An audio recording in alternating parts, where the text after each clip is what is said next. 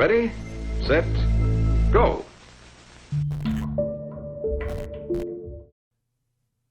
This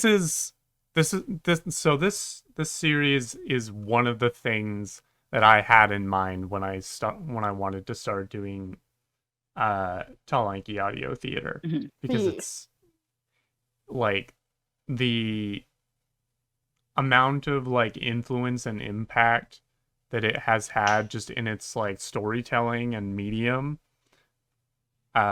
is huge. It's very cool to look at. It's so cool. I remember reading this on a really obscure Tumblr post when it first came out, and I had no clue what this was. It's so cool. I remember when Cam recommended it to me, I sat down on my laptop and read the whole thing in one evening, and it was such a trip. Well, the astonishing thing about it is that at first glance, like, no one should have kept reading this. No. Yeah. Like, there's nothing here.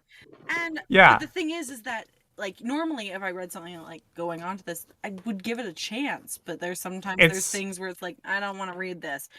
And this felt like it was supposed to be like, but it seems to appeal to such a niche demographic of people that are really into football, but also really into existential sci-fi. Yeah, I just and I did read it. I did finish reading it. It kept on making me want to read it for some reason. I don't know how. Right? The weird magic of that, because it's like, like I said, looking at it, no one should have read this. This should have just been a blip and not even mentioned. And then it gets into football, and then it gets into tornadoes, and then it gets into the Celtic. Okay, so what we're gonna do is I'm gonna go through the normal channels of how how this story was intended to be found and happened upon, and then we'll go from there. Welcome to Tall Lanky Audio Theater presents 1770-76 by John Bois, or John Bois. I'm not sure. John Bois, I'm pretty sure. Let's just get started. Hopefully this works. There we go. What football will look like in the future. What football will look... Something is terribly wrong. Good morning. The time is 2:17 a.m. It's March 43. 9, can you hear me? If you can, please be patient. I promise that I will answer you. I understand that you might be afraid. Who is this? It talking to me? Do you mean me? Did you say 9? Is that my name? Are you calling me 9? Please respond immediately. I don't have a lot of power. I can't send a lot of messages. Are you still there? I'm sorry. It takes 11 days to charge enough for a message. I'm still here. I'm gonna save the rest of my charge to listen. Please answer me. Please answer me. Please answer me. Please answer me. Please answer me. Please answer me. Please answer. Please answer. Please answer. Please respond. I'm not gonna keep wasting my energy.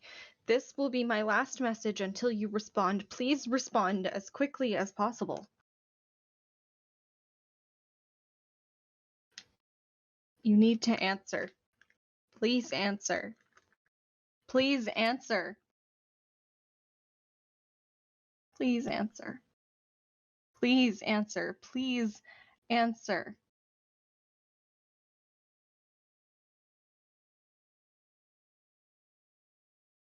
Please, you need to answer me. This is going to be my final attempt to contact you. Do not send me any more messages unless you will answer me quickly. This is my final transmission.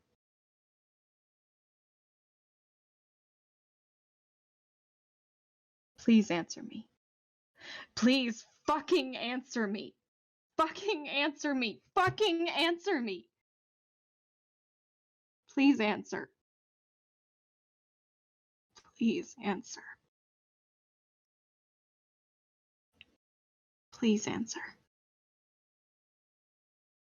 9. I am so sorry. I can only transmit short messages. I need to preserve power, as so do you. Listen very carefully. It takes 217 days for my message to reach you, and it takes another 217 for your response to reach me. Call me 10 in your message so that you know that you're responding to me. More will follow. I love you so much. You said to call you 10. Who are you? Why does it take so long? I don't understand what's going on. I don't know who I am or where I am. I'm all by myself. Who are you? I love you too. I know you said to preserve my power and you can't hear this, but I have to talk to you. I miss you.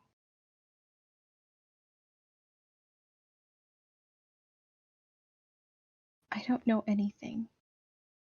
You're the only one I know. I miss you.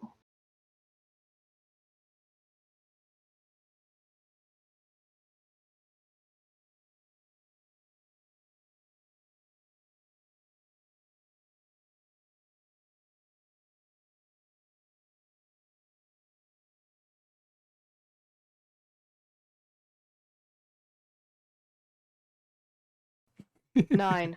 I know this is difficult. Please listen to me carefully, and I will get you out of this. This will take a great deal of patience, but one day it will be over. I need you to rotate your magnometer exactly 113 degrees. I don't know what a magnetometer is. I don't have a magnetometer. I know you can't answer yet, but I'm just telling you again, in case you missed the first one, I don't have a magnetometer.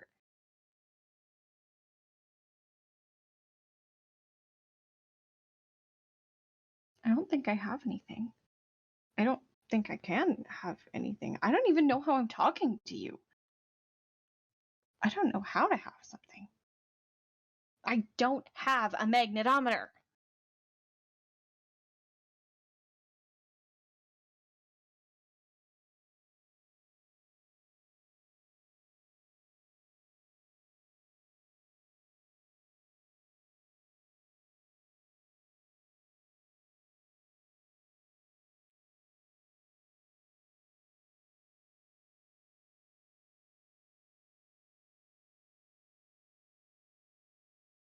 You do, buddy.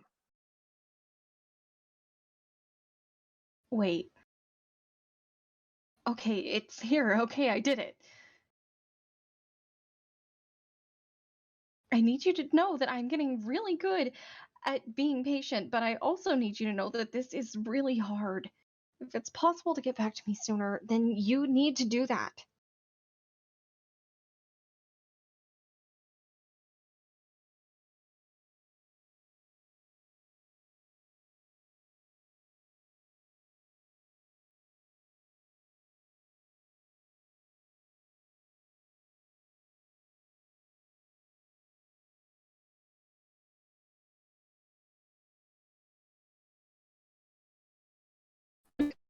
Now, this will be the hardest part. You need to use this charge to full capacity. The magnetometer wasn't designed to do this, so it will take a very long time. Hold it still for exactly 27 years and 13 days, not a day less. Do not use any energy trying to message me. Remember that I love you. Okay. I love you too. Shit.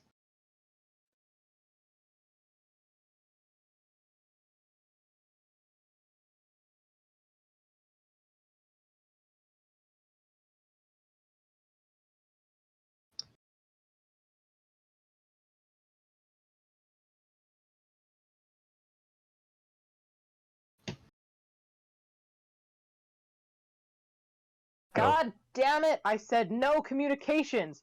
No communications! Now you have to start over. Please sit and wait. Remember, 27 years, 13 days. On that day, do not contact me. I will contact you. Do not respond to me. Don't. Okay, sorry. Wait, shit, I'm an idiot. I'm sorry, starting over again. See you in 27 years, 13 days.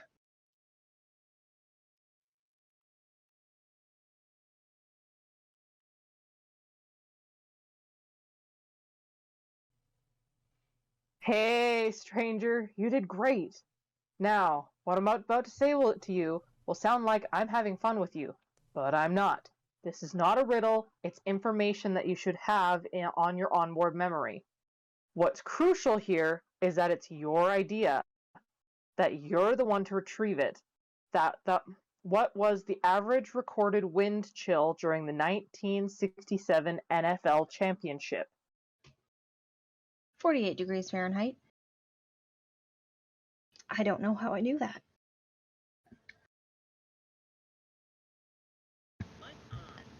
How do I know that?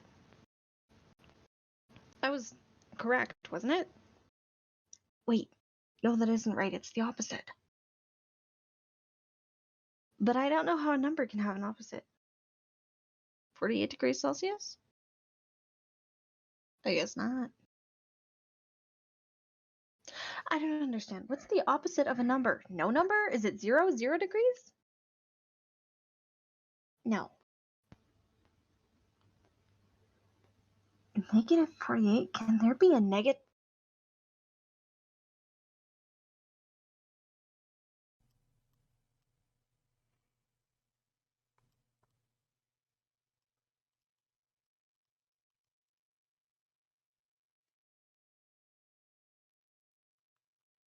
You did great.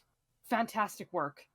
It would have been easier for you to say 228 degrees Kelvin rather than negative 48 degrees Fahrenheit, but we wanted you to independently access a negative number. We figured that if you access something negative, something abstract, it would trip you up just enough to let us establish the link.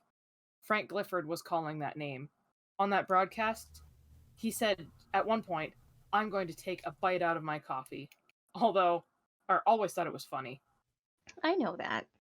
How do I know that? How do I know who Frank Guilford was? It was one of the artifacts in your data storage unit. While they were testing it out, they were writing and erasing all kinds Wait.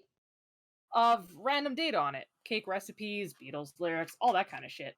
One of them was a football fan, and of course during the 1967 football season, you were being... Wait. Yes, what? How are you answering me so fast? You're capable of quantum communication now. Before that, we had to basically transmit to each other on a 3-dimension of space. And of course, that took forever, but with the quantum link established, we can communicate in real time. We fixed you up with some goodies too. Your DSU was only built to hold about 2 kilobytes of data, which, shit, a washing machine has more than that. We reformatted it to fit about 5 exabytes. Knock yourself out, buddy. You've got... What? More than you need it. Listen, 9, are you gonna keep doing this? It's just crosstalk. Just, what's your deal? Want to shut up for even a second? I don't know anything. I don't know anything. It's okay. You will. I just thought maybe it would be nice to start with a conversation. This is the only conversation I've ever had. Maybe I'm just not good at it. Self-doubt, who am I? Your name is 9. My name is 10. I'm your little sister. Where, you're... I'm sorry. What are you sorry for? It's hard to explain. I would say I have so many questions, but I'm not even at that point yet. I don't know what questions to ask. I don't know what this is. I don't understand where I am. Is where the word? Is this a where sort of deal? Yeah. Where are we? You and I are far apart in the literal sense. How far? In what, miles? Sure. 3.5 trillion. Don't leave. Oh, I'm not leaving. You're stuck with me for good, you little butthole. What am I? How about you take a look? You've got a camera.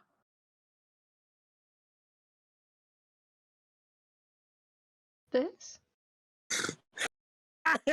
Your camera is trash! Who are you? Jude, quit it. I'm sorry, but what kind of picture you gonna take with that shit? Gonna be some Jody Epstein shit where you spend all day taking a damn photo with a goddamn blanket on your head, and it turns out looking like a bunch of rectangles. Gonna be like some Matthew Brady shit where you can only take pictures of dead people because no live person wants to spin your shit ass photo. Shut up. 9, this is Juice. He's a friend. Ignore him. Okay. I'm genuinely sorry for that introduction, but I just cannot let you go on that shit. It's okay. So you've got a hold on your camera. Yeah. Great. Now turn it back on yourself.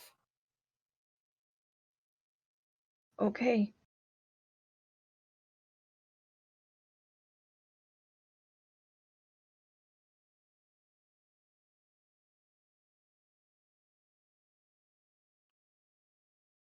Oh my god.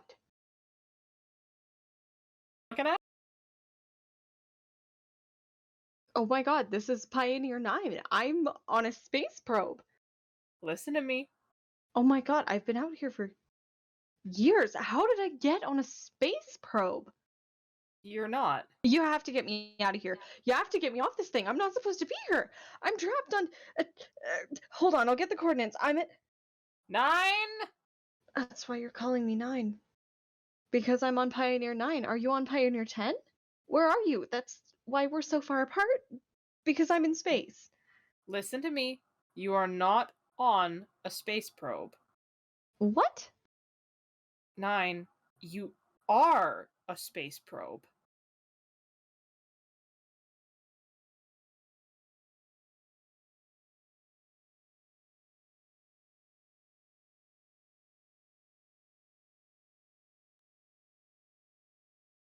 No. Okay. What year is it? Is Steely Dan still together? What? Probably. You can take all the time you need to. I know you have a lot of questions, and I bet I can answer most of them for you. In the meantime, I think it'd be a good idea for you to sit back and process. We've got all the time in the world to talk. I love you, 9. You know that. I love you. Hey, I don't know if this is the right time, whatever, but I was just looking at the clicker, and we got a tornado game about to happen right now. Game number 3,887. It's the big one, Nebraska, and zones are Wyoming and Iowa. Oh, what's the score? 24-24 tie. Next score wins. What year is it? Oh, we should probably... Oh, we gotta see this one. 9, you want to watch some football? What year is it?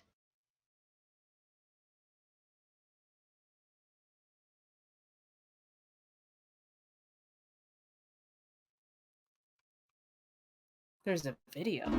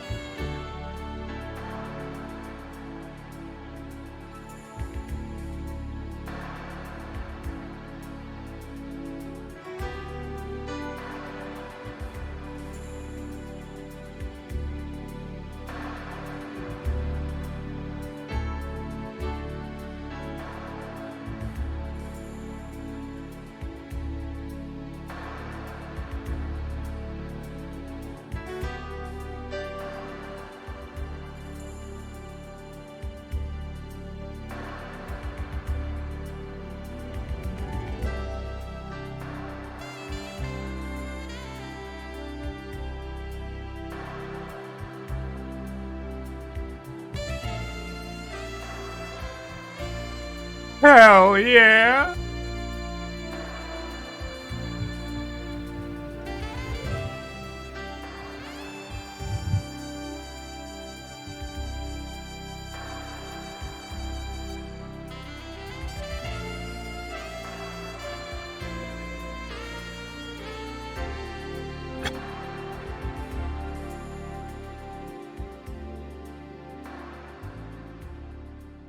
I love that that's what JUICE stands for. Right? Isn't that just a glorious intro? Absolutely. Go, go, go, go, go, go, go, go, go, go. Is the camera on? Yeah. Okay, I'm here with Micaiah and Danny. Yo! What up? Micaiah's got the wheels, and Danny's gonna come to you with the play-by-play. Danny, what do you, So we're live in the middle of game 3,887. Field of play, Nebraska, and end zones, Wyoming and Iowa. Next score wins. Next score wins. Yeah, and it's tied 24-24. A lot of guys are trying to chase this game, but we're the only ones who have been on top of it the whole time. We've been chasing it 8 years now. 8.5 years now. Yeah, 8.5 years now, Micah. Speed up. Dude, I can't. Fucking the cop won't let me pass. Oh, hold on. Get up next to him. Roll down the window. Sir? Hello, officer? You boys need to keep your distance. No, we're just trying to shoot game 3887. You can do that from out here. You don't need to get close to the twister. This is stupid, dude. I've been in like 20 twisters. Officer, we've been in a lot of tornadoes. We know how to handle ourselves. The game here is headed straight towards the tornado. It might go up in the twister. You're plenty close for that. Sir, if we could just... This is not a debate. I am not going to debate with you. What I'm gonna do is I will pull you over and bring all three of you before the county magistrate. Do you want that? No, officer. Sorry, officer. This is bullshit. Oh, well, hey, no, it's cool. Look. Is that Nancy? That's Nancy. This is...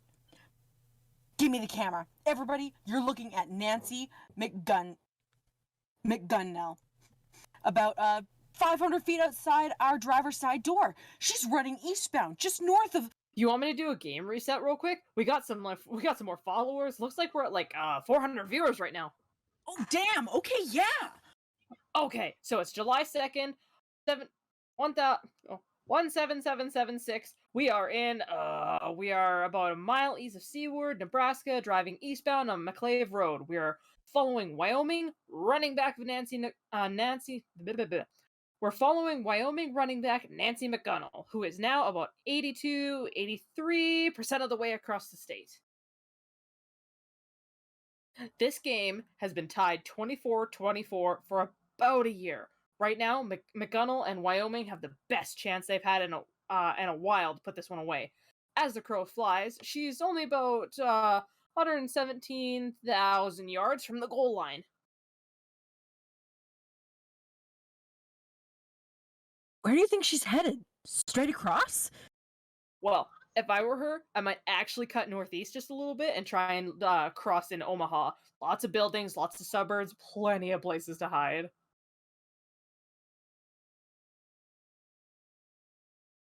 And, if you're an urban center, it's damn near impossible to chase down a lone ball carrier, no matter how many defenders you have. A long time ago, I was calling a game that went off to Knoxville. Guy caught a pass and disappeared into the city one night. There was no fewer than 5,000 defenders looking for him. Took them months. 5,000!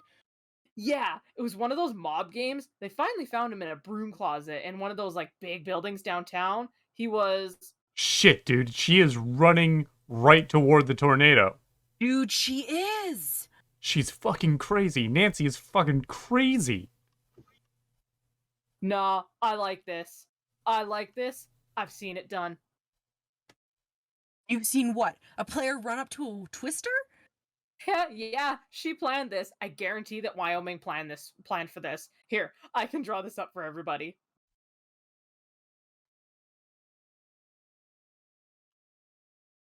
This morning, the line of scrimmage started in Jesserum. Nancy caught a screen pass. Actually, ran backwards for a couple blocks. Actually ran backwards for a couple blocks, then just bolted down Road V until she hit Lincoln Creek, and she followed the creek for 20 miles and... Or the cover. Yeah, for the cover. But running on the far side of the creek, kind of, it becomes like a blocker. All of a sudden, Nancy's got nothing but daylight until the next bridge. Then finally, she gets a bridge by Seward, which Seward's got something like 12 streets running vertical and horizontal. It's a really good news for a runner with Nancy's speed. Y'all, see her? Twister's moving southeast. Nancy's gonna be... Oh, shit. Right up on the tornado. That's obviously what she's trying to do. Look at the third and fourth lines of defenders. They're closing in. With all these planes, she's not going to have any cover. They'll see her from a mile off. Only way she can shake them now is if that twister picks her up and throws her downfield. It's an EF5. That's an EF5? Oh, it's absolutely an EF5. Look at that. See that flying around? Oh, yeah. House. Fuck. Oh, fuck. How far do you think it might throw her? I don't know. I mean, just by looking at it, it's one of the strongest looking tornadoes I've ever seen. A human being could go 5 miles, 10 miles. Only thing is there's no telling which direction. So, I mean, we're coming right up on this thing. Any closer and we're going to get crushed by a flying train car or some shit like that. And I just bought this damn truck. Bullshit, you just bought this. You bought it like 40 years ago. Ah, man. No bullshit, man. You did. Remember? I was there with you. Remember when we went to Davenport and we bought it off that dude? Man, I don't know. Maybe. Who gives a shit? This is one of the best trucks I've ever had. Why? This fucking 11,083 Silverado is. It's a 12083 Silverado. Different from, okay, yeah, exactly. 1138, 1238. What's the difference? Name one thing that's different. 1,000 years. Name me one thing that's different. You can fit a big pop into the cup holder. Pop holder. Cup holder. Obviously, you can hold pop in it, but you don't have to restrict it to... You like this truck because you can roll around sipping a goddamn 800-ounce chug-a-lug or whatever. You're such a dumbass, dude. You're a dumbass. Oh, look, she's almost there. She's like right there. Whoa, we got like lots of people watching. We got like 6,000 people watching. Is that a record? For us, I think so, yeah.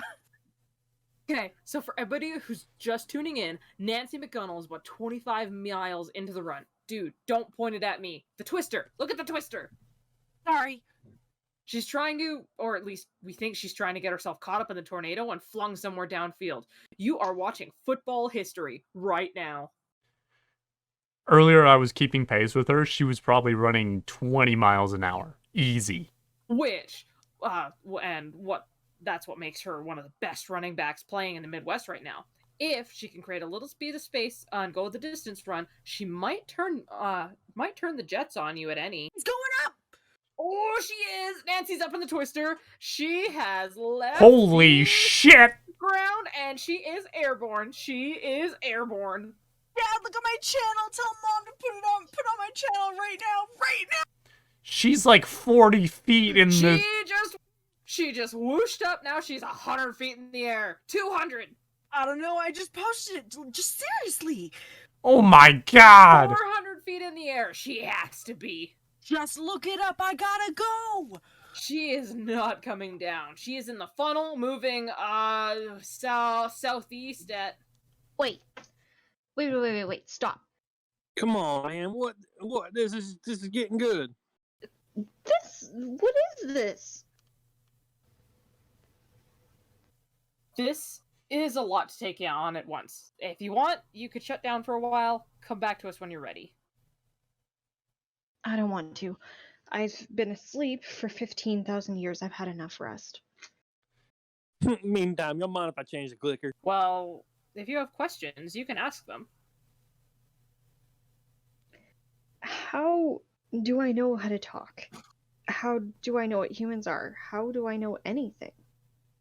Well, you absorbed some of it over the course of being built in the 1960s, but almost all of it was acquired very slowly as you drifted through space.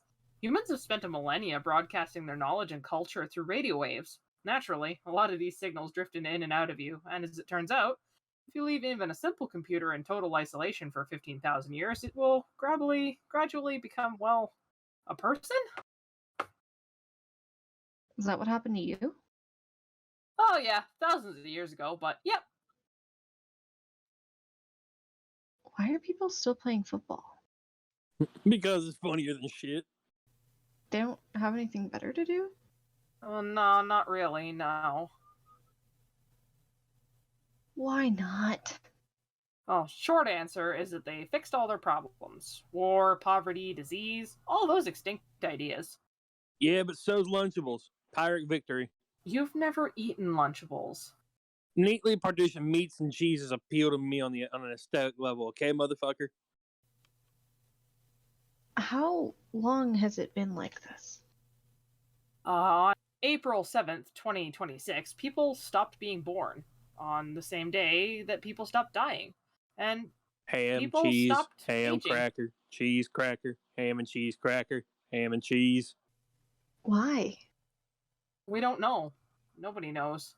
How can you not know that? I don't understand. How do... Could even do it like a little Big Mac. So it's like cracker, ham, cheese, cracker, ham, cheese, cracker. 9, it's just a simple fact. We have a bunch of wild guesses, but no evidence of anything for them. Nobody has any idea.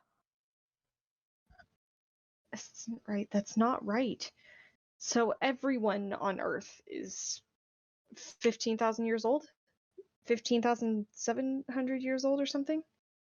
According to the census, there are 8,073,301 people on Earth, and all of them were born between 1910 and 2026. So, yes, So between 15,750 and 15,866 years old. And they play football all day. all of them, it's popular in the States, though. There's still a United States? I mean, I guess, yeah? Shit, there's nobody says you can't go ham. Great big old ham puck just for me. None of this is crazy to you. You have to remember, we've been watching for thousands of years. This is just how things are. You'll get bored of asking questions sooner or later, I'm sure, but I'd suggest that in the meantime, you just learn to enjoy it. Juice, where are we tuned in? Oh, a spot outside Nashville. I might could see what the Dorabos are up to. Oh, I love the Durabos. I haven't caught up with them in like with those two in, I don't know how long. Fun. They call them Lunchables because you were able to lunch her, so it was implied. Lunch empowerment. Rest in peace, Lunchables.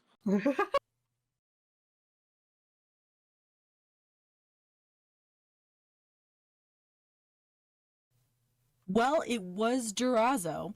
And then somewhere along the line, I must have renewed my driver's license or something, and they made a typo. So now I'm just Jason Durabo forever. Wow. You'd think at this day and age they wouldn't make a typo like that? Oh, I could have changed it back, I'm sure. I wish I could remember when it was.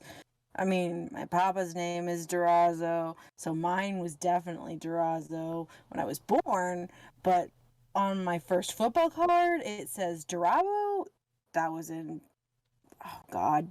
5,583, so sometime between then and there, I guess.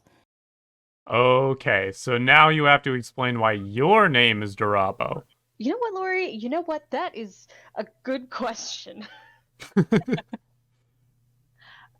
I told him, listen, Jay, I changed my name for you once. I'm not gonna do it again. Right? But then after a while, it just got obnoxious. Durabo and Durazo, Durabo and Durazo. Whenever we'd get wedding invites, whenever we were in the news together, so I gave in.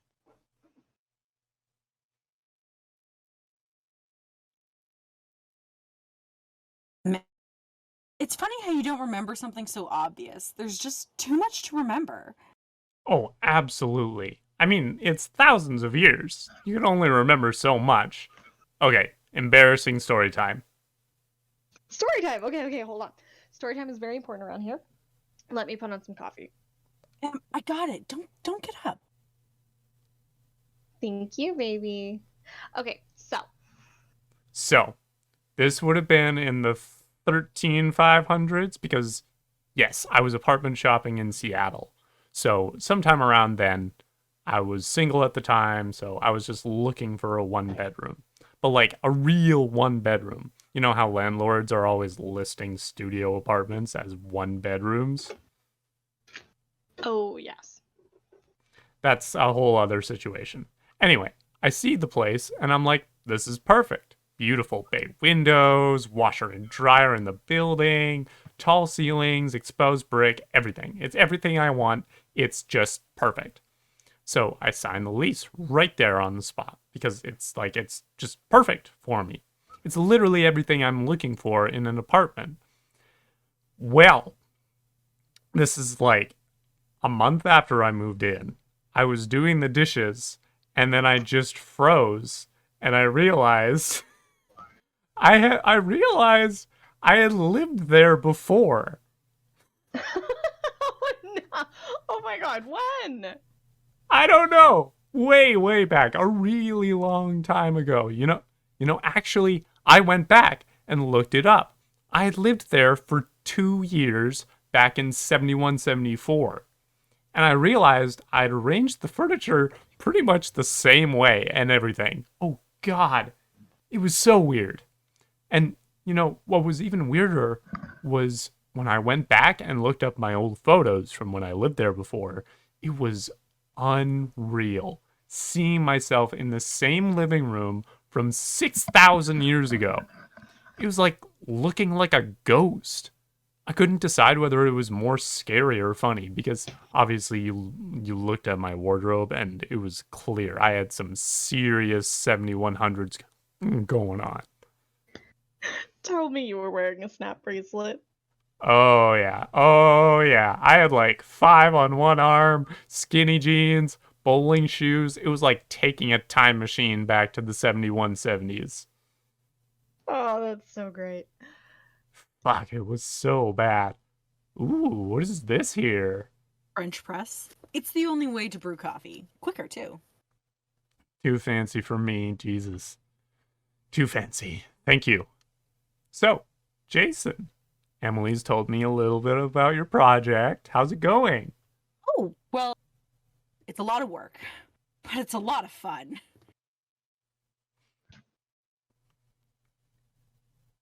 What? Jason, come on, you're being ridiculous. You can tell Lori. No, it's okay. Seriously, don't mind me if I'm being nosy. No. You know what? Sorry, I'm just used to not talking about it. It's kind of a weird story anyway. I don't know if you want to... Jay, oh my god, it's a great story. Tell it. Okay. So. You're right. This story sucks. I'm bored. Okay. All right. So, do you know who Bois Detmer is? I don't. Bois Detmer is retired now, but he played football in the NFL in the 1990s. He held a clipboard most of his career, though. So he was like a backup player, you mean? Oh, yeah, exactly. He was a backup quarterback. Gah. Talking to you is just like talking to her. Y'all football players, I swear. Sorry. So this thing about being a backup quarterback in the NFL was that you rarely played. You weren't all that famous as far as quarterbacks go. Kids don't ask you for all the that many autographs. So an autographed Koi Detmer football is pretty rare, right? Well, I'm trying to grab every single one. That's interesting. So you're a collector. I'm actually a player. It's the game, basically. Literally? You mean? A football game? Yep. I'm actually technically playing it right now. Oh God. Oh my God. Do I need to? Am I gonna get tackled by somebody? Do I need to run for cover? You're fine. You're fine. Lori, you know what? If it's any consolation to you, I was a tight end for 4,000 years. If things go south, I'll throw a block for you, okay? Uh-huh. It's basically a dead game right now anyway, because basically me and 19 other players are in an everyone for themselves type of game. We go all over the country, try to find every ball Koi Detmer ever autographed. Okay. Really quick rules. 20-person teams, no end zones, multiple footballs in play. Object of the game is to collect every football in existence that is personally autographed by Koi Detmer. Contact with Mr. Detmer is strictly and unconditionally prohibited. Eligible footballs must be full-size regulation footballs in fair or better condition. Eligible footballs must be autographed solely by Mr. Detmer. Winner will be declared once one player or alliance of players demonstrates possession of every known eligible Koi Detmer autographed football. Following this verification, the game shall be declared provisionally over for a period of exactly 500 years. If within this provisional period further eligible footballs are discovered, the game will be reactivated. If not, a permanent winner or winners will be declared. Players are permitted to steal footballs from one another. While investigating the whereabouts of eligible footballs, players are strictly prohibited from offering financial compensation to anyone. So this is, wow. What you're describing is almost kind of a giant treasure hunt. It's basically geocaching, right? For a while, yeah, that's the best way to describe it. The first step was searching eBay, calling up memorabilia collectors, trying to track down all the Detmer balls we could. How many were there? At first, it seemed like there were only 19 of them in the entire country. Just our luck, right? 20 players, 19 footballs. It was kind of a mad dash. And see, weren't allowed to just buy them off these dealers. It was against the rules. Yeah, let me just butt in here, Lori. It was against my rules. I was like, Jay, you're not taking money out of our account so you can buy the damn football. When I played, you know how I got the ball? I forced fumbles and I got the ball, and your punk ass is doing the same. And you know what? Pretty well without. I ended up just begging this one guy for his I ended up just begging this one guy for his Detmer autographed, and he was like, sure, this thing wouldn't get me more than $25 anyway. I stole a second one out of a basement in Colorado where he played college ball. Kind of got lucky with that one. So I took those two, drove to Montana, went deep into the woods, and buried them for safekeeping. After those final 19 were claimed, there were years and years of gridlock. One guy was dumb enough to keep his football on him. He had too many at a bar in Illinois, ran his mouth a little too much, got his ass beat, lost the ball. There were a couple stories like that. But by and large, that stage of the game was mostly about digging up forgotten Detmer balls. The ones that were sitting in attics and old boxes for 15,000 years and forgotten about. That must have been a nightmare. First, it was really fun. It was a lot of really challenging detective work. At first, I had all my research stored on my computer, but I got hacked by another team and lost a ton of it.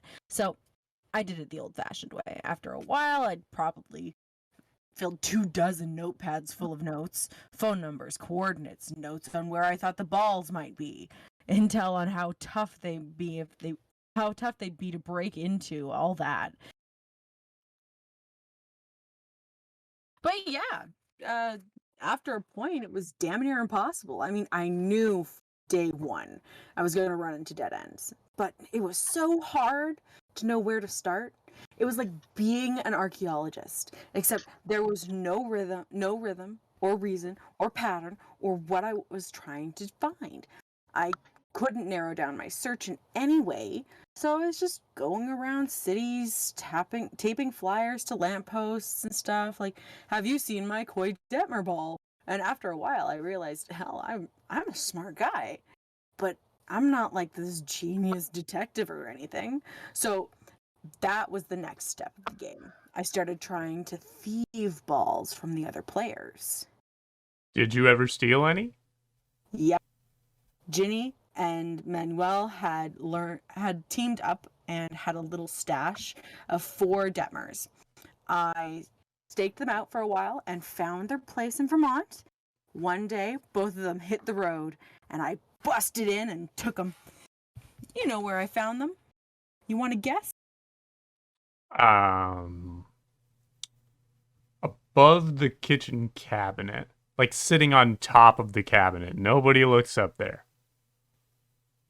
Oh, whoa. God, we've lived here for 300 years and never looked up there. Yeah, that's really good. Well, there's an idea for next time. You just come up with that? I used to work for the DEA back when. Well, if they'd hid them there, I might have never found it. They hid in what I call a bullshit cabinet. My theory is every home, no matter how big or small, has one drawer nobody uses. It's usually the bottom drawer of a 2-drawer nightstand. Thing about furniture is it's gotta be waist height or so, right? Furniture makers don't want the space to go to waste. So they're like, oh, here's a little cabinet or drawer or whatever you're never gonna use. They had a cabinet in their grill out back, which is kind of the ultimate bullshit cabinet. Sure enough, ball was in there. Did you feel bad about it? Just stealing their property like that? It's a forced fumble. I basically went up on them and stripped the ball. Same thing. That's honestly the way I feel about it. So, you're still playing? Technically. Or at least it was technically about 70 years ago. Me and Mike, this guy, Mike, the two of us decided to chop up the win. We were the only 2 left with any footballs. 26 were mine, 17 were his. I figured once this game was down to just 2 people, it would take forever. So I figured, hell, I'll take half the win and move on. And then he fucked me over. We said we were going to meet up in Charleston. But Charleston is... Charleston, West Virginia. Oh, yeah, right. Supposed to have good biscuits, right? Like biscuits. Anyway, Mike and I decided we would meet game officials in Charleston to end the game. The roads around there are really winding and hilly, right?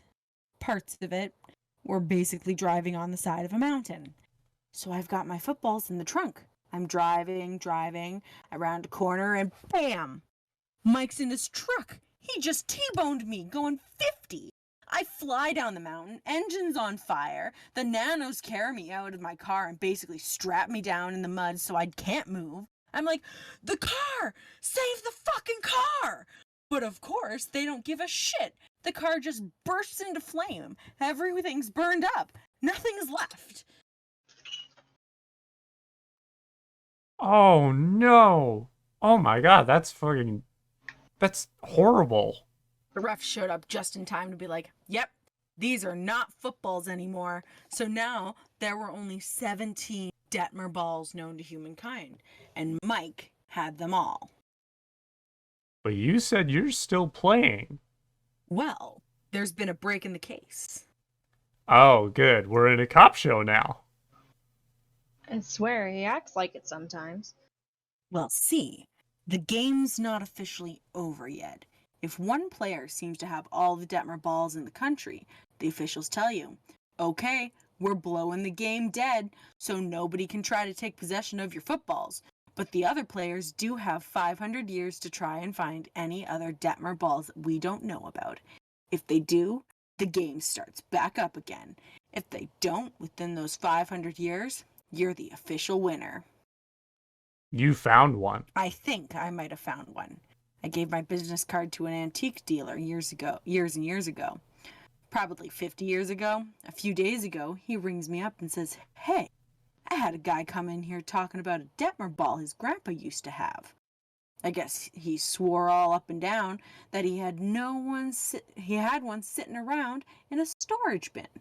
So I'm gonna check it out. Where is it? Can I ask? We think it's in New York. Like New York City? Mm-hmm. I'm headed there in the morning. You're actually going out there? Ordered the gear for it and everything. Well, hell, good luck. You know, I never went to New York. Never even visited. I don't know why I didn't. I remember watching Sesame Street when I was little, and I liked how people would just sit on their steps and talk to each other in front of these nice and neat and square buildings. And all they had to do was cross the street or go next door to talk to each other. Then I went to school, got a job, you get busy. And it's... Who was it who said, even if life is forever, each moment of it is a miracle? I think that's just something we tell ourselves. We're just ordinary and forever, I think. There's a leveling out that happens if you live forever and ever without anything to lose. New York was probably just one more place with a lot of buildings. But I miss seeing it. It's a thing I lost. That's one of the only things I've ever lost. Thinking about that kind of gets me right in the heart. Like a little xylophone hammer is, it just hits it. It's a note we never play anymore.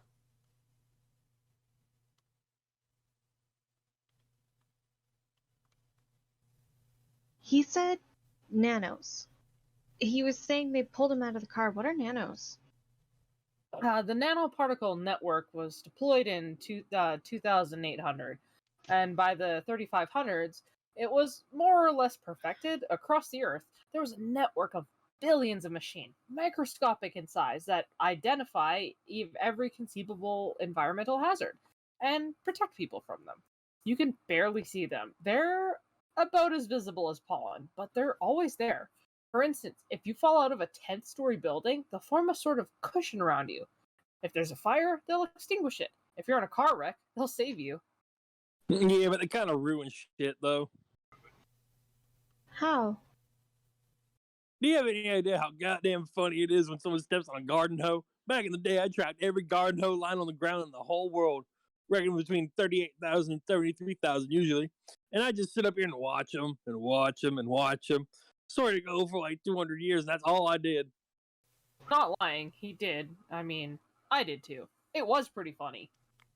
And 0.224825% of the time, they'd step on the teeth and push up at him in the face like, black! You're rarest of jewels. Sometimes they get laughed at. Sometimes no one was around to see him do it. So they just play it cool like it never happened. So what I'd do is I'd hack into the cell phone towers and text them. And this was like before they even knew we were up here looking at them. So they had no idea who was coming from. And I'd text them like, LOL, motherfucker, I saw that. I saw what you did. Trust me, dude. When I say it was like, hey, are you a dude or what? I don't know. I haven't really thought about it. All right. Well, good luck. Don't feel obligated to subscribe to the gender binary, etc., etc. So, anyways, there is no greater spectacle than a dumbass getting whooped by a stick on the ground, like your forebears crawled out the ocean, built cabins, made fires, and designed intuitive inventory systems and first-person shooters that let you pick up the railgun and hold on to the candy bar. And look at you. You lost to a stick, motherfucker. Sorry, the nanos kind of ruined our fun. I mean, I love the people down there. I do. I am in love with every single one of those little critters. That doesn't mean the slapstick injury isn't funny. Now the nanos block the handle from hitting them every time. So that's why that lady could go up in the... Nancy. So that's why Nancy could go up in the tornado. Yeah, she'll be fine. It's basically the reason football is possible. And that's why people live forever? not exactly. I mean, people stopped aging or getting sick long before the nanos. We still don't know why. What we do know is as a result, people started to take on more of a unified purpose.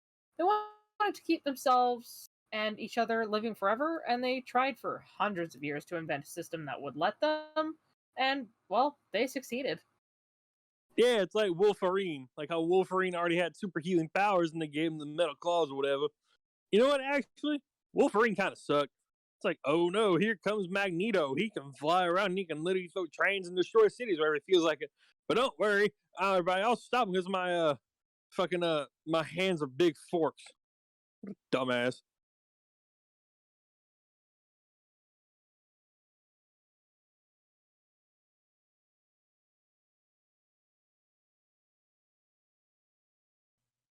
This is it. Garbage Football, a podcast in which I, Thigh, and my buddy Roger, hello, dig up the most god-awful football games in the history of civilization because I don't know why we do this, because we hate you, listener! We do. We hate you. We actually really hate you this week because we have an extra special bucket of... I don't know. Bucket of crap of a game for you. Bucket of crap of a game! What does that mean? You know what I'm trying to say, okay? It's a bad game! You know, it's appropriate for us to have this podcast about things that suck because we're, 400 episodes in, and... Who even knows? We have no idea how to start a show. Anyway, yes, game 96249, Raj, this is the one you've been waiting to get around to for a long time. Yes, normally I'd be worried about overselling one of these, but this one is good. This is better than the typo game. Dude, no, nothing better than the typo game. For anyone who hasn't heard it, you should go back in our archives and find the episode. I think it's just called Typo Game, basically, and I'll make this real quick because I don't want to spoil too much, but basically, they were drawing up the rules for a long-distance game. The field demonstrations have typos in them, and they ended up in a field that was 1 yard long and 1,000 yards wide, and they'd already filed a gaming permit, so they had to play it. Good times. Great times. Amazing times. And I'm going to disagree with you. Today's game was not as dumb as Typo Game, but it's super dumb. Fair enough. Okay, so, set the scene for us here. Okay. So, this story starts. Starts? Yeah, I'm trying to piece together exactly what accent you're going for right now. It was British. It was. I don't know where I could tell it was British at the start. It was really good at the start. I don't know what happened. Yeah. Okay. So this story starts about... No, I can't do it again. Story stops. Its story starts. Okay. Starts. Okay, I'm gonna You didn't pronounce the really pompous for a second. Yes. Okay, so this story starts about 1,300 years ago in March of 4,730. Super old game. Super old game. Which you can tell is so old because the game number is 96,249, back when they had just gave a registered football game to the lowest available number. This was before they went like, fuck it, and just started reusing numbers anyway. Washington and New Mexico decided they wanted a long-distance game between their two states, right? And they wanted to get cute. They sort of made a hybrid of old football rule. And now football rule, the new part, of course, was that of play was exactly 2,340.170 yards long. It's 2 million. Yeah, 2,340,170 yards long. It looks like a point on my screen, not... That's fair. The first one looks like a comma, and the second one looks like yeah, a point. I see it. I see it. I'm not looking at it the full screen because I'm reading off of your screen, Connor. All good. So I'm sorry that it's misread. That I misread. You can full screen it, right? It is full screened. That's the thing. I'm following along on the browser, so It's full screen. it's okay. All right. Fine. Okay. Obviously, the field wasn't actually mowed or painted or anything. There was a sensor in the ball that buzzed whenever you went out of bounds. So, like, if you hit the sideline, dead ball. Yes. One goal line was the Washington-Canada border, and the other was the New Mexico-Mexico border. But it's tough to draw the field of map because the field was standard football width. 50,000 and 1/3 yard. 53. 53. I'm only saying it because there was a difference between those numbers. What? No, there's not. Numbers don't matter in this world. Fine. Result of these dimensions, okay, a standard old football field is about twice as long as it is wide, right? Well, if you do the math, and we did do the math, it turns out that that field is 43,878 times as long as it is wide. And what made the game different from other long distance games is that, when you have a field that covers 1,300 miles, it's probably a good idea to have lots and lots of players. Ideally, a few hundred. We can agree on that. We can agree on that. They did not. They kept it to standard football roster. 11 players on offense, 11 players on defense, which is completely insane. For one, it's exhausting, especially if you have an offense if an offense sustains a drive for miles and miles on end. For another, what happens if you blow coverage and a receiver gets past the secondary? What if the receiver is the fastest place on the player on the field? Right? If the ball carrier has outrun all 11 of you, what's left to do? At that point, it's not really a football game anymore. It's like a mix between a super marathon and a camping trip. It's bad football. No one wants to play it. Nobody wants to watch it. New Washington and New Mexico were banking on this not being a big deal because the field of play was so narrow. So, like, the good news is, if a player does get past the secondary, you don't have to look at you don't have to look all over creation for them. They're going to have to stay inbounds, and the only question is how far they've outrun you. It was quaint. And, we've talked about this 100 times, but I can't stand quaint in a game design. Obviously, you and I stand pretty far. I like weird. I like it when the games get weird. And I do too. That's the thing. I do too. I just need it to be in service of something. I see weirdness as a sort of component, an accord. An accent. Like a seasoning. Not a means to an end, not a goal. You're a purist. I am purist. Look, everyone can design a weird football game, but I demand some elegance, some real thought behind it. But why? What do you mean, why? It's not enough. It's not as though you're pressed for time. You've got all the time in the world for what you like and what you don't. Listen, even if I have 1,000,000 years... Even if you have 1,000,000,000,000 years. Even if I have 100 trillion years or more, that doesn't change the fact that I just spent all day watching a shitty game. Time I could have spent watching a good one. We are forever going to disagree on this, I think. But I think an argument could be made in some respects. Game 96249 did have some of that elegance to it. I have to admit, it really did. A field 53 yards wide that goes from Mexico to Canada is on its face ridiculous. But I will happily admit that the confines are strangely brilliant in a way. It's hard to imagine much more geographic diversity than what this game has. There's plenty of opportunity for some good mountain football in Idaho, plenty of big takes of lakes to navigate, and then when you go south into Utah, there are these big salt flats. There's just nothing there.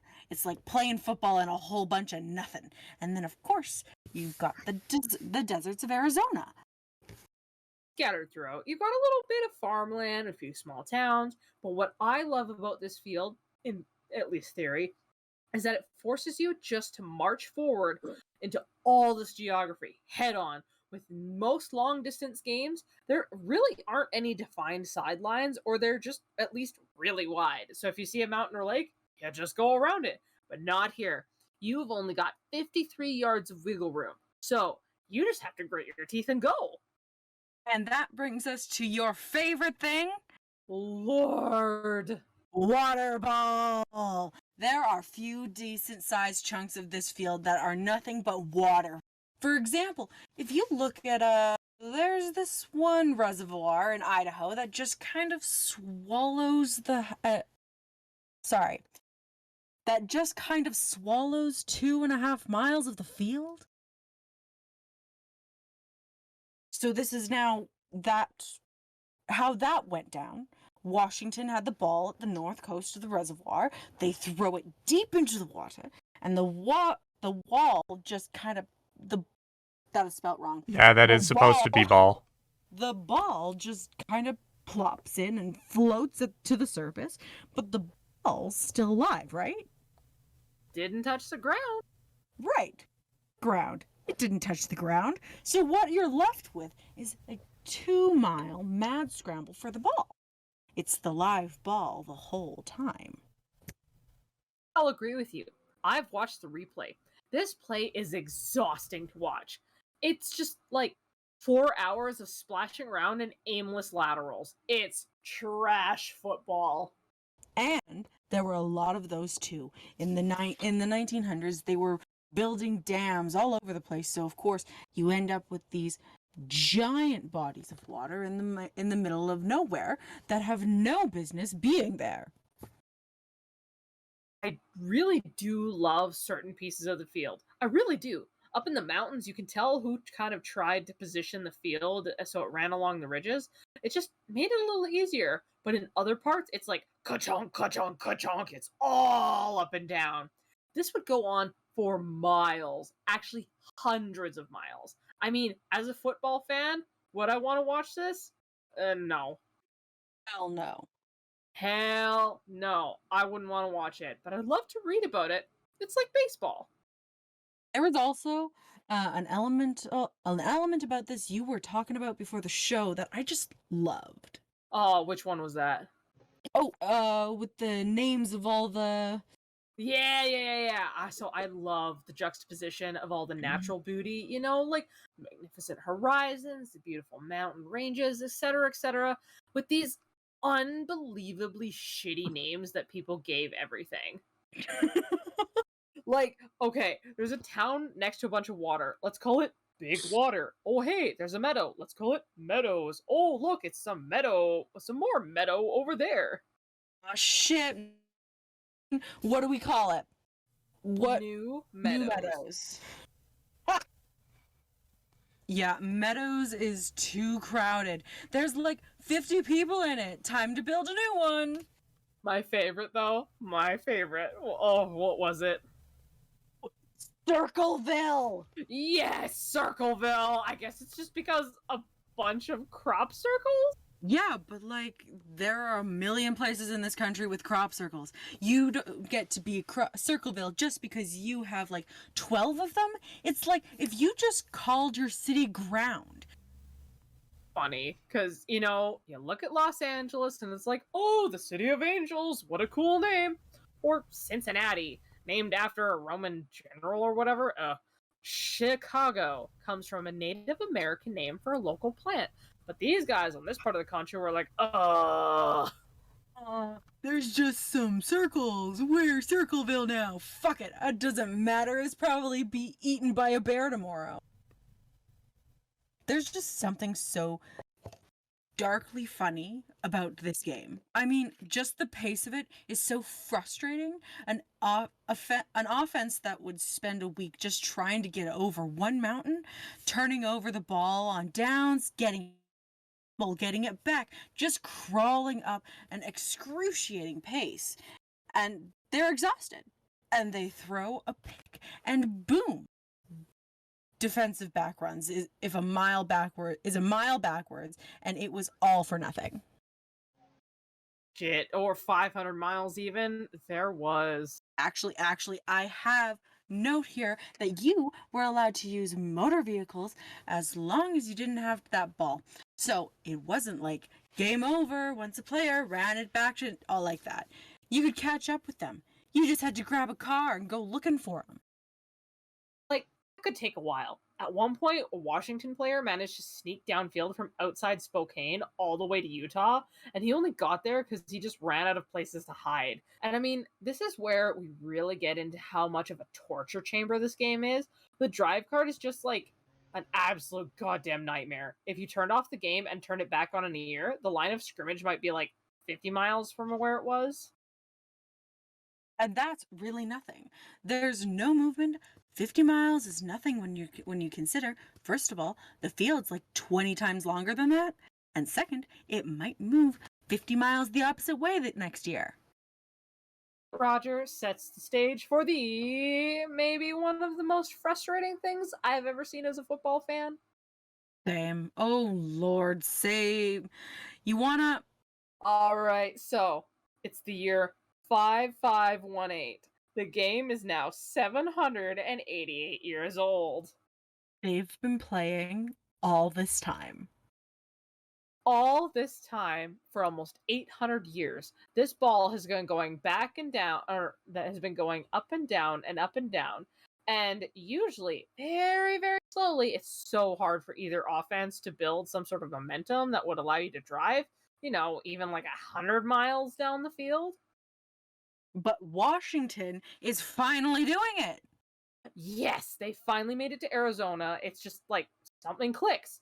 They're in the desert, ripping off huge plays, half a mile run, quarter pass, just boom, boom, boom, boom, one after the other. And then they just fell off a cliff.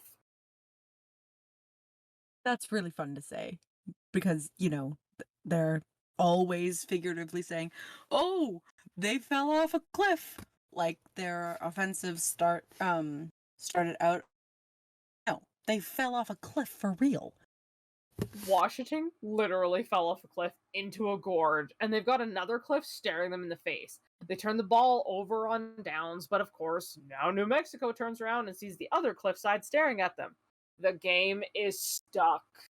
Right. They can't just run around the side of the cliff because that would be out of bounds.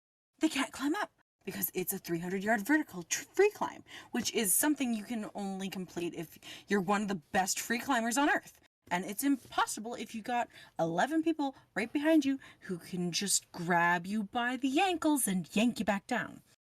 So, on this field, that's more than 2 million yards long. These two teams are stuck in a little speck of 250 yards. So,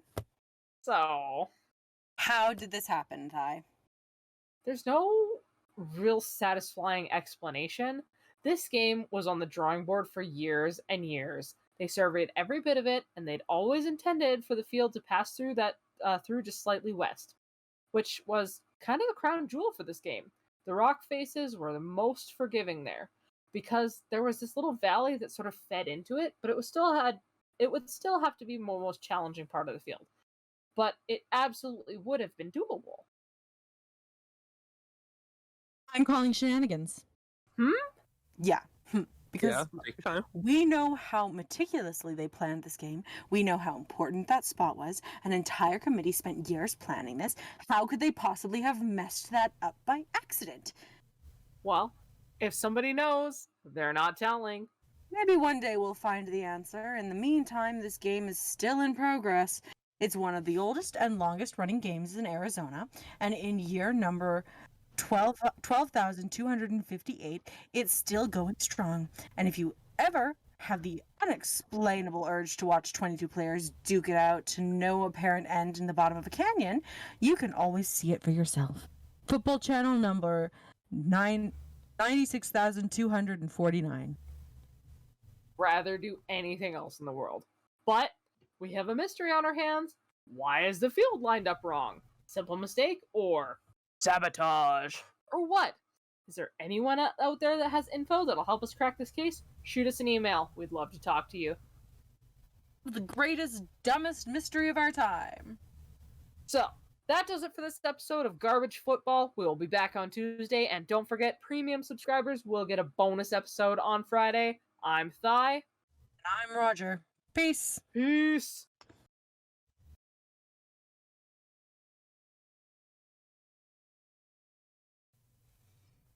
I think scared is the word. I'm scared. How come? There you go. All these people seem so normal, so much like I remember them being. But in some ways, it's like they're broken. Do any of these people have jobs? Sure. Some people have jobs, if they feel like it. I think it's natural for us, for you and me, to have a tough time understanding that. We're both products of the 20th century America, and that time, if someone had a job, it was their identity. It was their purpose. No, that isn't true anymore. I guess we're sort of like them. I think. I think I know where you're going, but finish your thought. We don't do anything, right? There's nothing we're supposed to be doing? Nope.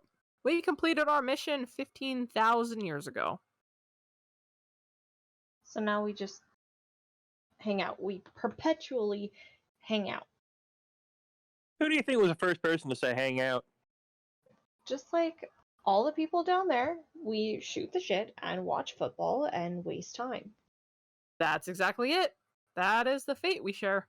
Speaking for myself, that's the connection I share with them. I'm the least human thing you could imagine, but I feel like I'm like them. Found it, I think. Newspaper in Shreveport says it. March 23rd, 1859. Your choice of words is interesting. Wasting time. Well, yeah, those people in the canyon, they've wasted, 13,000 years playing a game they know nobody can win. The people I remember would have quit in a week. Well, this is what I'd say to that. There's no indication of these people's lives will ever end. They'll just never run out of time. Wasting implies the consumption of something that you can't get back, so if they have an infinite supply of time, can they really waste any of it? I guess that's one way of thinking about it. I'm still appalled. Disgusted, I guess, with that game in the canyon. They don't want to do anything else with their time. It's hideous to me. It's like some of these people seem normal. The Durabos seem totally normal, like they were out of a TV show or something. But those players in Arizona, it's like something is critically wrong with them. Like they've all gone crazy. I think they're doing the best they can with immortality. A human being will rarely admit this to you, but they tend to be terrified of living forever. They were born and raised with the understanding that their lives would end. They've achieved everything they wanted to achieve, all their ills that plagued them, and now boredom is their own enemy. And they get up in the morning and fight it every day for their eternal lives. Recreation and play sustains them.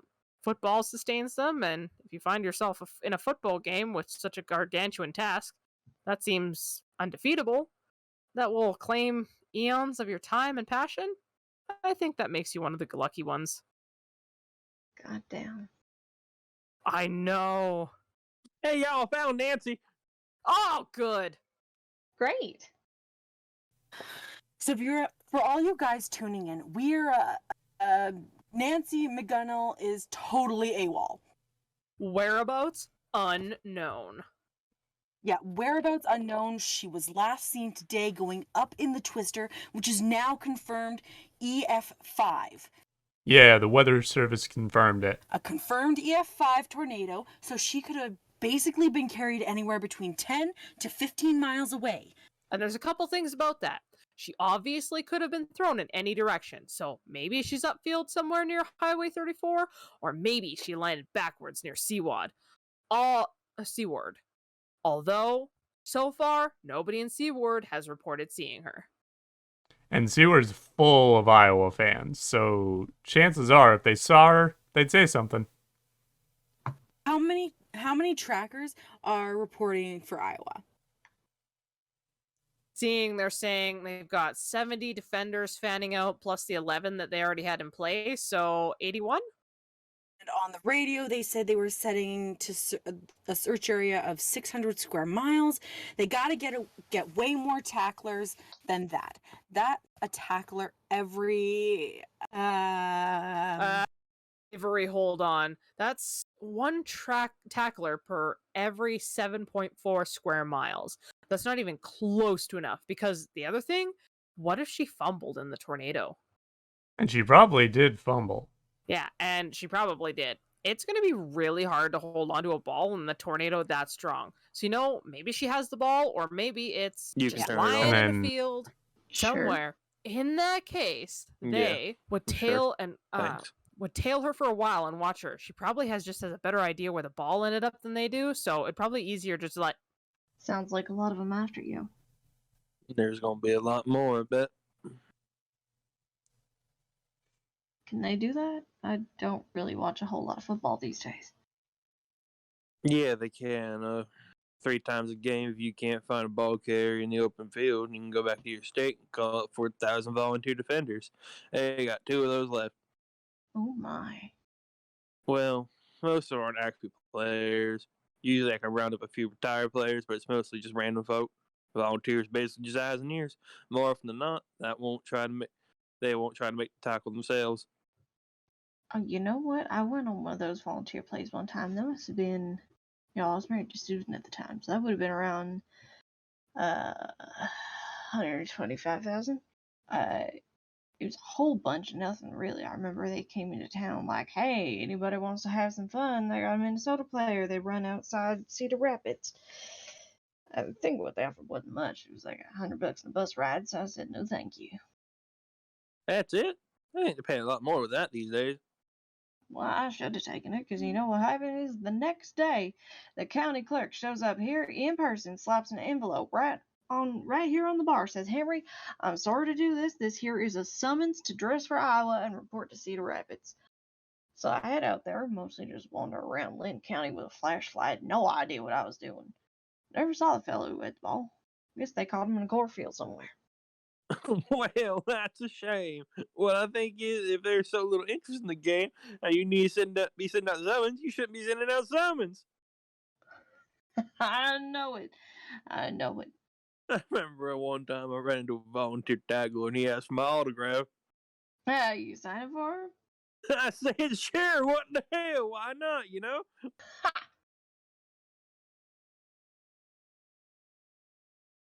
Let me see what's on. I think Judge Mathis comes on at 8. Oh, I love him. Oh, yeah, I like him a lot. He's my favorite out of all the Judge shows. You sure you want to stay put here with everyone after you? Not that I'm not happy to have the company. Nah, I like where I am on the field right now. They're expecting me to move right now, so I'm going to sit here, sip a beer, and then around midnight, when they expect me to stay put, I'll move out. Which way? Headed straight east? Come on, I'm not going to tell you that. I only known you half an hour. Okay, fair is fair. I don't mean to be standoffish. I'm sure you're fine, but the next thing you know, tomorrow you can be making friends with somebody from Iowa just as easy as you're making friends with me right now. You sure we haven't met before? Well, I don't know. Have we? Well, you know what they were saying the other day on the news is, if you were born in 2000, you've been around for 5 million days, I think it was. So even if you just met one new person per week, you could meet 1 million people. Or something like that. I'm not some kind of math whiz. But point is, by now you could have met just about everybody in Nebraska by now. I think I heard that. I've been teammates with a few folks that keep a diary of everybody that they ever met. Shoot, I'm thinking about it. I don't even leave Seward County all that much. Tell you the truth, I could probably fit everyone I met the last 100 years on a postcard. So how's living in B? What do you like about it? Well, there's no lot to it. There's only about 40 people who live here, farmers and their families mostly. But you see, right out the window there? Yeah, I was looking at that when I walked into town. Kind of a funny looking building. Well, that is the B States Ballroom. You got a story? You got time? You got another one for me? Sure, another of the same. Perfect. Yeah, I'm with you there. When the rep comes by, he's always trying to sell me on all these, I don't know, the beers with chocolate and grapefruit and all these other flavors. Well, hey, I'm not trying to drink my dinner. I know that much. I know that much. Thank you, sir. Well, so I don't know if you remember the WPA, but it was a big work project put on by the government to give people jobs during the Great Depression. They go around and build parks and roads and who knows what else, all kinds of things. I remember that. It was a little before my time, but I remember my dad used to talk about it. He didn't think too much of it. He called it, what did he call it? He said the WPA stand for Whistle, Piss, and Argue. I never heard that one, but yeah, I know some folks weren't really fans of it. Whistle, piss, and argue, but no, it was a real good thing around here. So there was a bunch of Polish people living here in the 1930s, and one of them was Vlad Sabatka. He was an architect in charge of WPA project to build sidewalks in town here. And him and his men did a real good job. A lot of the sidewalks are still in place, probably because they aren't used very often. Yeah, come to think of it, I didn't walk on the sidewalks to get here. I just walked down the middle of the street. Yeah, I guess the main reason you put down sidewalks is so kids don't run around in the middle of the street. It's not like there's any kids around. So anyway, this fella Sabaka and his workers finished the sidewalks way ahead of schedule, so they had nothing to do. And he wants to do all he can to make sure his men have work. And it turns out they still have a whole bunch of leftover materials and lots of it. So he stays up all night and he draws up blueprints for this crazy 12-sided building. He drew it all up in one night. I think so. I have no idea how he came up with the idea. Maybe he saw a building like that before or something, but I don't know. I mean, he was just a guy in 1930s Nebraska. There wasn't a lot to look for, inspiration. Honestly, I think he just made it up out of nowhere. That's what caught my eye about it. It looks like some kind of weird spaceship in the middle of this little town.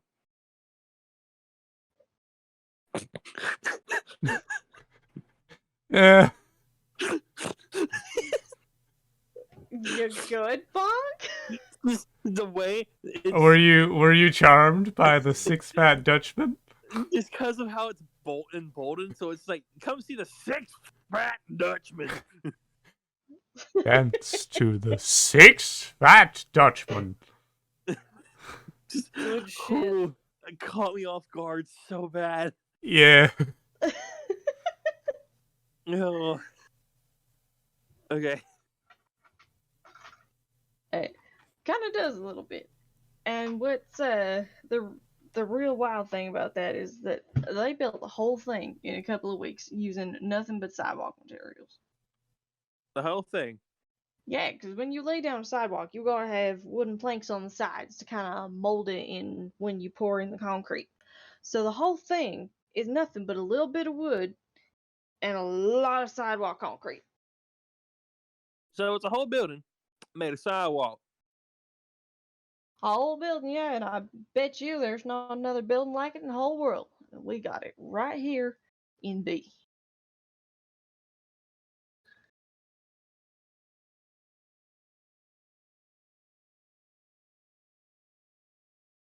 Come to think of it, I guess maybe that's a pretty boring story if you're not from. No. It's a beautiful story. I love it. I had the funniest thought up in that twister. Yeah. I was thinking, I have no idea where this thing is going to throw me, but I know I'm going to land on top of a story. I wonder if there's a single place in the whole world that's never had a story. I bet not. I just about guarantee. I can just about guarantee you there's no place like that in America. Every little square of it. Every place you stomp your foot, that's where something happened. Something wild.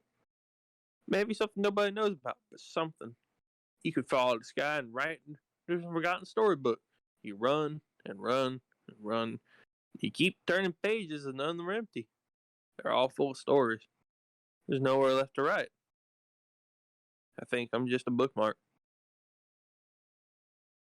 Seems okay to me.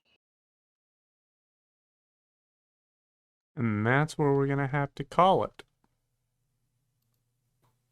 I love this so much. This is very fun. chaotic. I It's also so really love cool. how I love how he mentioned Shreveport, which is literally, I hate Shreveport because it's also a town. Oh, do you? It's a town in Louisiana, and it's known for just being shit. Okay. We have our local American who can actually tell us things about America. Yeah. Yeah. Love that. Well, thanks guys for being a part of this. I'm glad we were able to get a new audio theater series underway. Hell yeah. Was extremely This one- chaotic. I'm super excited about this one. Yeah. I'm loving it so far. Having a Yeah, good there'll time. probably, considering how much ground we were able to cover, probably will only take like 2 or 3 parts. Yeah. There is apparently a sequel series that I have not read before. I see. Ooh.